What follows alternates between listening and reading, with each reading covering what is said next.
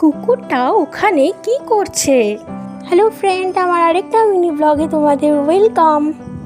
আজ চলে গিয়েছিলাম আমার বেস্টির বাড়ি।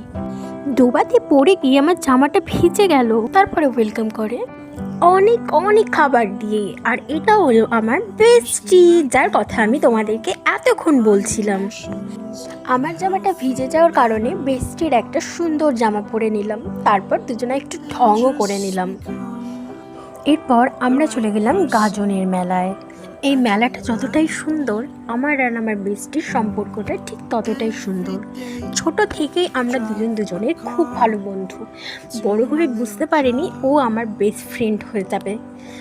আমি হিন্দু ও মুসলিম, যারা বলে মুসলিমদের সাথে বন্ধুত্ব হয় না, তারা একবার আমার আর আমার বেস্টির বন্ধুত্ব দেখে যাও। অনেক দিন পর বেস্টির বাড়ি আসলাম, আর আজকের বিকেলটা দারুণ কাটলো বেস্টির সাথে। আজকের জন্য বাই। আবার কখনো মিষ্টি বন্ধুত্বের গল্প নিয়ে হাজির হব।